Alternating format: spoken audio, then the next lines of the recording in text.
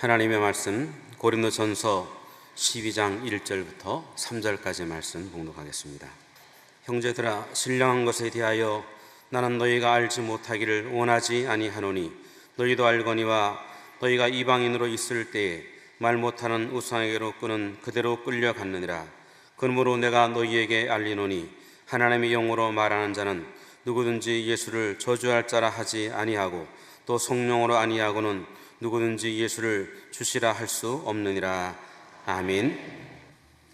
지금도 병중에서 또 인터넷을 통하여 예배드리는 성도들, 또 해외 출장 가고 또 파견되고 유학 가고 거기에서 예배드리는 성도 여러분, 정말 다시 한번 오늘 힘을 얻는 좋은 아침이, 좋은 주일이 되기를 주의 이름으로 축원합니다. 저는 오늘 이 설교를 준비하다가 뒤에 글을 하나를 쓰는데 그 제목은 웃고 가게 하자라는 그런 건데, 여러분 주보에는 없고 제만 가지고 있습니다. 그 웃고 가자, 웃고 가게 하자. 지금 그 내용을 보면 그렇습니다. 지혜자야, 웃고 갈 길 만들어라.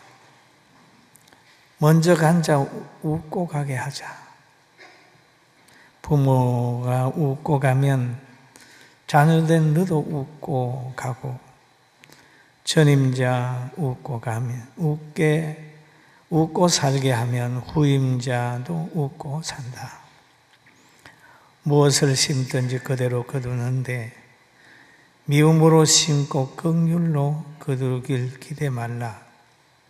역대 지도자 모두 울고 가고 기업인들, 부자들 불안한 나라 발전할 수 있겠나. 지혜자야, 분별하라. 그런 내용입니다. 여러분, 앞선 사람이 울고 가면 따라가는 사람도 그 위치에 가면 울게 되어 있습니다. 지금 우리나라에 보면 도지사, 시장, 그리고 교육감 다 많이 바뀌었잖아요. 이럴 때 성자는 너그러워야 되고, 실패한 분들은 좌절하지 말아야 돼. 이렇게 해가지고 다 가야 우리나라의 미래가 있습니다. 미래는 미래의 결정이 되는 게 아닙니다. 미래는 지금 결정이 돼요. 과거의 우리의 삶이 오늘의 우리의 열매가 됐다면 오늘의 우리의 삶이 미래를 결정하는 거거든요. 그래서 미래 그러는 거는 오늘에 충실한 자만 할 수 있는 기대다, 그렇게 보는 거예요. 할렐루야.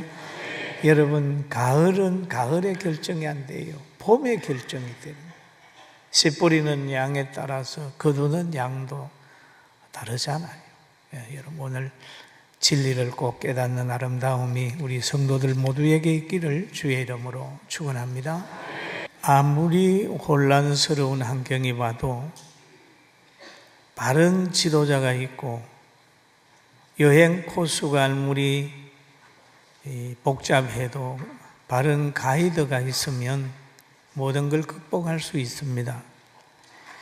그런 것처럼 고린도 교회가 많이 어려웠어요.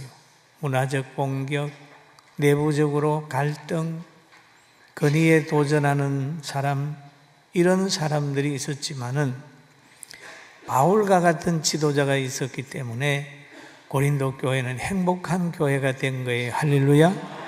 그래서 바울 사도는 자기가 예수님 만나고 신앙생활 해보니까 너무 좋으니까 사랑하는 고린도 교회 성도들에게 그는 이렇게 얘기를 합니다. 내가 그리스도를 본받는 자 된 것 같이 너희는 나를 본받는 자 되라 라고 했습니다. 자기가 가지고 있는 기쁨을 그들이 가지기를 원했어요. 자기가 기대하고 있는 그 천국을 그들도 기대하면서 천국을 생각하고 환경을 이겨나가기를 원해서 나를 본받는 자 되라 라고 하는 말씀을 했습니다. 그러면서 그 가운데 대적하는 사람이나 당짓는 사람이나 또 여러 가지 많은 사람들 속에서도 정말 바울 사도를 기억하고 가르친 대로 지키는 사람이 있는 걸 알고 그들을 칭찬했던 내용도 있습니다. 여러분, 지혜로운 사람은 모든 것을 볼 때 전체를 보는 눈이 있고, 미련한 사람은 뭐 하나 잘못되게 되면 그 잘못된 것만 보는데 마음이 꼽혀져 있습니다. 10가지가 있는데 한 가지 잘못되면 다 잘못한 것으로 밀어붙이는 사람이 있고, 그러나 10가지 중에 한 가지가 잘못되고 9이 잘 됐다면 그것을 생각하면서 조화롭게 만드는 지도자가 있고 성도가 있고 사람이 있는데, 여러분은 선악을 분별하고 조화롭게 환경을 만드는 아름다움이 있기를 주의 이름으로 축원합니다. 할렐루야. 그리고 오늘 또 성경에 보면은 그런 말을 하고 있죠. 신령한 자가 알아야 될 것이 있다, 그 말이거든. 신령한 자는 알아야 된다. 형제들아, 신령한 것에 대하여 나는 너희가 알지 못하기를 원하지 아니하노니, 그런 말이에요. 신령한 너희는 이거를 알아라 하는 얘기죠. 그럼 뭘 알아야 되겠습니까? 태초에 하나님이 천지를 창조한 걸 알아라. 그 다음에 사람이 하나님의 형상으로 창조된 것을 알아라 하는 거죠. 그리고 창조한 후에 땅이 혼돈하고 공허하며 흑암이 깊음 위에 있을 때에 여호와의 영은 수면에 운행했다. 그러니까 여기에 보면은 혼돈과 공허와 흑암이 있었는데 여호와의 영의 역사가 일어나니까 질서를 다 잡았다라는 거죠. 그걸 알아야 된다는 거죠. 성령이 임하게 되면 질서를 잡습니다. 왜냐하면 그 영은 질서의 영이고 사랑의 영이고 거룩한 영이고 회복의 영이기 때문입니다. 할렐루야. 성령이라는 얘기예요. 성령. 그리고 이 성령님이 얼마나 중요하냐 하면 바로 마태복음 1장 18절에 보면 예수님도 성령으로 잉태됐다고 그랬습니다. 예수 그리스도의 나심은 이러하니라. 그의 어머니 마리아가 요셉과 약혼하고 동거하기 전에 성령으로 잉태된 것이 나타났더니 라고 얘기를 합니다. 예수님의 이 땅에 올 때도 성령으로 오셨다. 그리고 이 교회가 시작이 되는 것도 성령으로 인하여 시작이 됐는데요. 예수님이 돌아가시면서 성천하시면서 하신 말씀이 너희는 예루살렘을 떠나지 말고 내가 너희에게 약속한 대로 성령을 보내니까 그 성령을 받으라고 얘기를 했어요. 그런데 이 성령님은 요엘서에 보면은 말세에 내가 내 성령으로 남종과 여종에게 부어준다는 약속이 있습니다. 그 약속이 바로 사도행전 2장 1절에서 4절에 나타나는 오순절의 역사에 나타났어요. 오순절에 나타나가지고 혼혈이 하늘로부터 급하고 강한 바람 같은 소리가 있어 앉은 온 집에 가득하며 마치 불의 혀처럼 갈라지는 것들이 그들에게 보여 각 사람 위에 임했다. 그런 말이 있죠. 하나씩 임하여 있더니 그들이 다 성령의 충만함을 받고 성령의 지배함을 받는 상태, 충만함을 받고 성령이 말하게 하심을 따라 다른 언어로 말하기를 시작했다라고 했습니다. 그랬더니 그 예루살렘에 왔던 모든 사람들이 성령의 말하게 하심을 따라서 그들이 각각 자기 나라 언어로 하나님의 신령한 세계의 말씀을 듣게 되었다. 그런 내용이죠. 성령이 아주 중요하다. 또 성령이 임하게 되면 능력이 임하게 되고 예루살렘과 유대와 사마리아와 땅끝까지 이르러내 증인이 될 수 있는 권세도 성령 안에서 있다 그랬습니다. 사랑하는 성도 여러분, 성령의 사람이 되기를 주의 이름으로 축원합니다. 그러면 개인 구원에도 어떻게 될까요? 내가 너희에게 알리노니 하나님의 영으로 말하는 자는 누구든지 예수를 저주할 자는 하지 아니하고 라고 했습니다. 하나님의 영으로 말하는 자라고 얘기를 하죠. 그럼 하나님의 영이 있으면 예수님과 동질이 되고 하나님과 동질이 되고 거룩성을 가짐으로 하나님 앞에 기도 응답도 잘 되고 성령 받은 사람은 모든 성도들 화목하게 하고 사람에게 유익을 주는 사람으로 바꾸어지는 겁니다. 그런데 어떤 사람은 성령이 없는 사람도 있어요. 이방으로 있을 때에 우상에게 끌려 다니는 때는 성령이 없는 거예요. 그러나 회개하여 성령 받은 후에는 성령의 사람이 되는 겁니다. 할렐루야. 사도행전 2장 38절에 보면 그런 말씀이 있어요. 너희가 회개하여 각각 예수 그리스도의 이름으로 세례를 받고 죄 사함을 받아라. 그리하면 성령을 선물로 받으리니 라고 했습니다. 회개하기 전의 사람, 이방으로 있을 때의 사람, 회개하기 전의 사람, 죄 아래에 있는 사람은 성령의 인도함을 안 받습니다. 안 받는 게 아니라 못 받습니다. 성령의 인도함을 받는 사람은 죄에 대하여, 의에 대하여, 심판에 대하여 무엇이 선이며 무엇이 의인지를 분별을 하게 되는 거예요. 믿습니까? 분별이 가능해요. 그리고 이방인들에게는 오늘 또 성경에 보면 그런 말이 있죠. 너희도 알거니와 너희가 이방인으로 있을 때에, 이방인으로 있을 때에 말 못하는 우상에게로 끄는 그대로 끌려갔느니라 라고 해야 합니다. 우상을 따라갈 때 예수 믿기 전의 상태를 얘기를 하는 거죠. 사상이 없는 우상, 인간이 만든 형상을 하나님을 대신하여 섬기는 어리석음을 이방인으로 있을 때에 행했다 그렇게 봅니다. 그러면 여러분, 우리가 하나님을 모르고 하나님의 축복을 모르면 잘못 판단하게 되어 있습니다. 저는 어느 신문을 보다가 그런 말을 봤어요. 일본의 한 강요가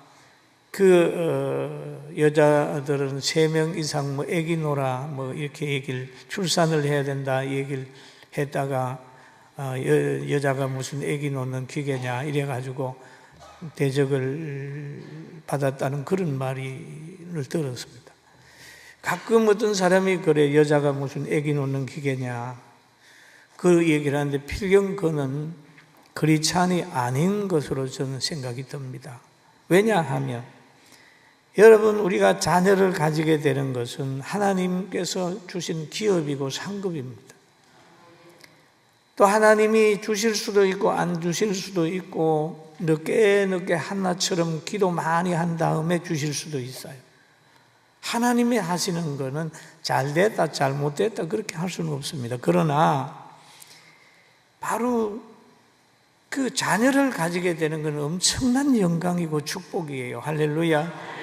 그리고 그것을 알지 못하면 상고를 고문으로 보는 거예요. 그리고 이 양육을 노동으로 본다면 이것이 여자분들로서는 참 어려운 일이잖아요. 상고가 고문입니까? 양육하는 것이 노동입니까? 아이를 얻는 것은, 상고는 어머니가 되는 가정이고 영광이라면 양육의 수고는 누림이요 행복의 씨입니다. 할렐루야. 이렇게 하나님의 말씀 안에서 깨달아져야 깨달아. 그런데 하나님 말씀을 떠나게 되면은, 우상에게 끌려가게 되면 순리와 영리가 바뀌게 되는 거예요. 바뀌게 돼요. 피조물을 조물주보다 더 사랑하게 되고 늘 많은 사람들에게나 가정에서 실망을 주는 사람이 됩니다. 여러분 이런 생각을 한번 해보시죠. 여러분이 자녀를 사랑해서 좋은 선물을 줬다고 생각합시다. 그런데 그 자녀가 받은 선물을 관리한다고 해서 부모님을 외면한다면 과연 여러분은 자녀에게 또 다음에 귀한 선물을 사다 주겠습니까? 사랑하는 자녀를 좋은 환경으로 가서 동행하게 했는데 그 좋은 환경에 빠져가지고 나는 어머니 따라서 아버지 따라 나는 집에 안 갈 거야 라고 한다면 과연 그 자녀에게 좋은 환경으로 있는 곳으로 데리고 가겠습니까? 여러분 하나님이 주신 복을 하나님보다 더 사랑한다면 그것은 더 이상 미래가 없는 사람이다 이렇게 생각을 합니다. 그리고 바울 사도는 로마서에서 이런 기록을 해놓고 있습니다. 순리와 영리에 대하여 얘기를 해요. 순리와 영리. 그리고 그때도 동성애자들이 있었습니다.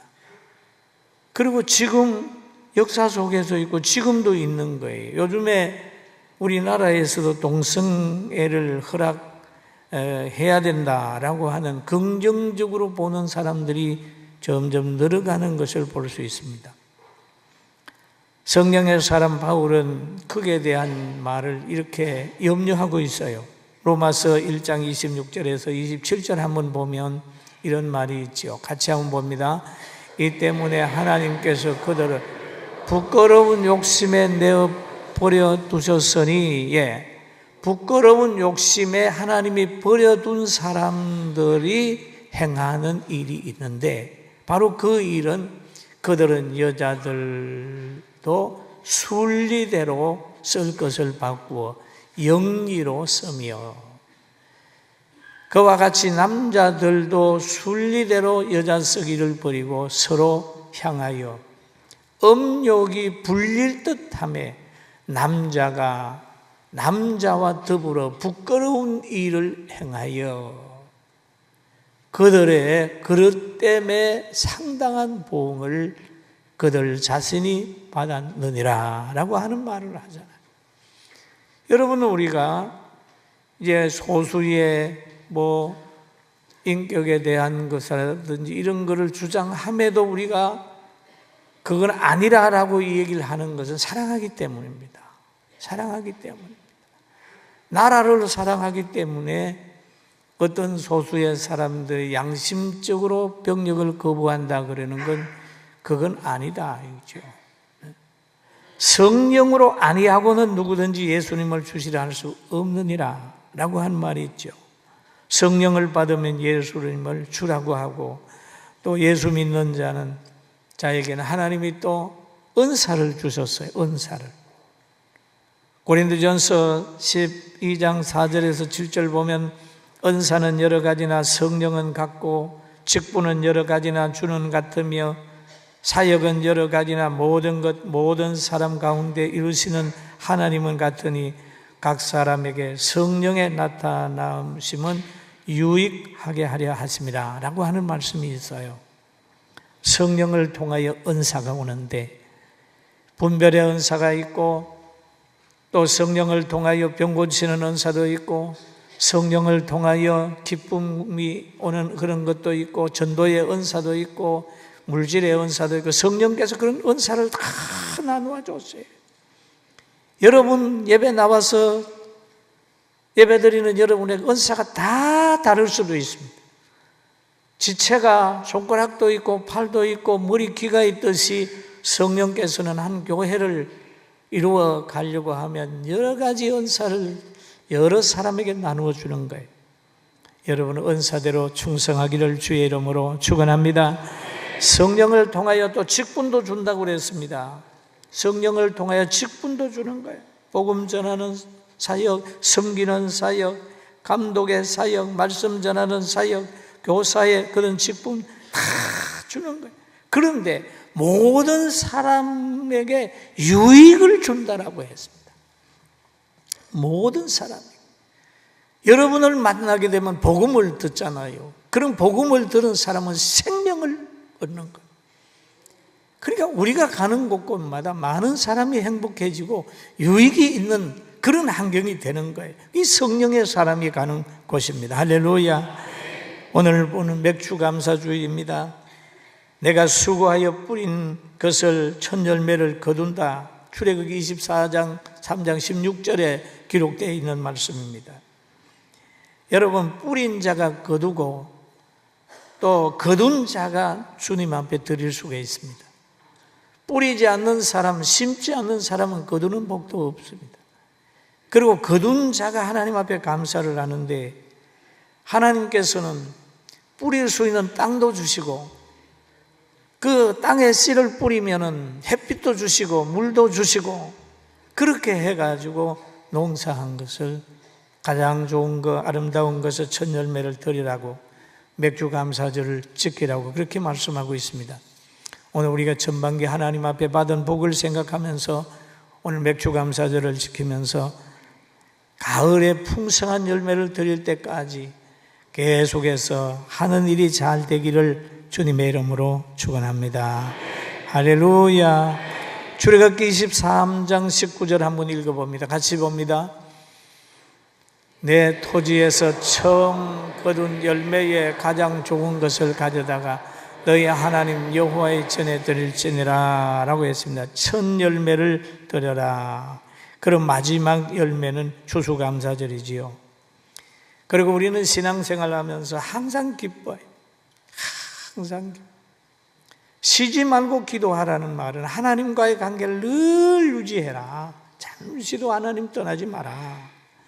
범사에 감사하라 라는 말은 하나님께서는 우리에게 항상 좋은 것을 주시기 때문에 지금 어려움 당하는 것 분명히 이 어려움 통해서 나를 성화시키시든지 어려움 통해서 뭔가를 더 깨닫게 하시든지 더 나은 환경을 만들기 위하여 나에게 그릇을 만들고 있든지 하는 것을 생각하면서 범사에 감사해야 돼요. 할렐루야.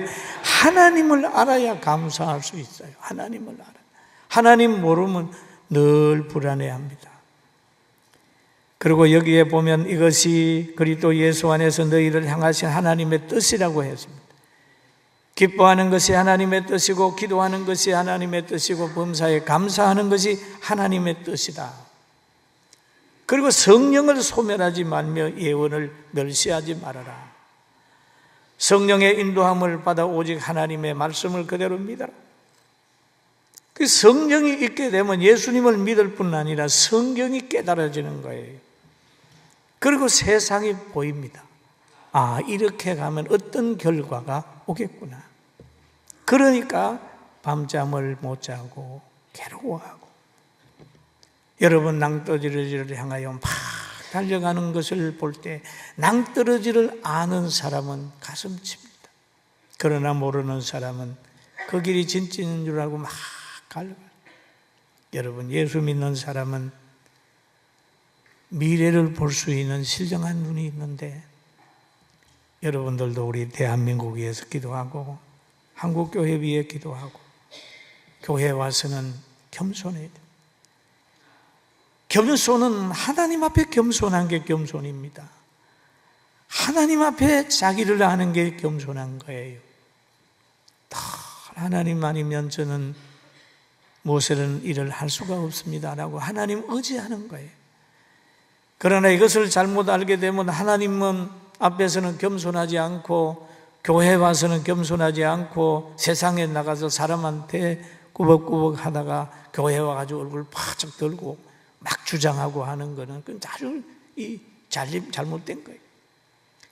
교회에서는 하나님 앞에서는 겸손하고 하나님을 온전히 믿고 순종하는 사람이 되지만은 세상에 나가서 어둠의 권세 앞에는 당당한 거예요. 다윗처럼 당당한 거예요. 그는 골리앗 앞에 머리 숙이지 않았습니다. 누구한테도 머리 숙이지 않았습니다. 그는 하나님 앞에 꿇이 엎드려서 침상을 띄우면서 기도했어요. 여러분 하나님 앞에 겸손하고 교회 와서도 겸손하고 성도들 많이 사랑하고 세상의 불의의 세력 앞에서는 당당하고 맞설 수 있는 강한 능력이 있기를 주의 이름으로 축원합니다. 아멘. 아멘. 그리고 우리에게는 아주 좋은 길이 있습니다. 예수님 길, 생명, 진리가 있습니다. 그리고 디모데후서 3장 16절에 이런 말씀이 있어요. 모든 성경은, 같이 봅니다. 모든 성경은 하나님의 감동으로 된 것으로 교훈과 책망과 바르게 함과 의로 교육하기에 유익하다. 이는 하나님의 사람으로 온전케 하며 모든 선한 일을 행할 능력을 갖추게 함이니라. 아멘. 여기에 보면은 모든 선한 일을 행할 수 있는 능력을 갖추게 하는 하나님의 말씀이 여러분의 손에 들려 있습니다. 할렐루야. 얼마나 귀합니까? 여행하는 사람에게는 지도가 들려 있을 때 그 지도를 보고 어디로 갑니까? 목적지를 찾아가잖아요. 우리에게는 하나님의 말씀이 있어서 이 말씀을 읽으면서 영원한 세계 천국을 향하여 우리가 가고 있는 거예요. 세상을 이기는 지혜도 이 성경 속에 다 들어 있습니다. 그리고 성령께서 우리에게 오셔가지고 우리의 가슴에 팍 품어주는 게 있어요. 성령의 열매를 가득 만들어서 심령천국 만들어주는 거예요. 여러분 오늘 예배드리고 난 후에 심령천국 이루고 세상 앞에서는 당당하시길 주의 이름으로 축원합니다. 아멘. 당당해. 비굴한다고 해서 어디 가서 굽신굽신 한다고 해서 여러분 나은 환경 하나 없습니다. 세상에서 외롭더라도 하나님 의지하면서 조용히 기도하면서 영역을 쌓아간다면 여러분과 우리 모두가 다시 한번 이 대한민국을 살리는 엘리야와 같은 그런 역할을 감당하게 될 줄로 믿습니다. 거룩한 성도의 삶 꼭 사시길 주의 이름으로 축원합니다. 기도하겠습니다.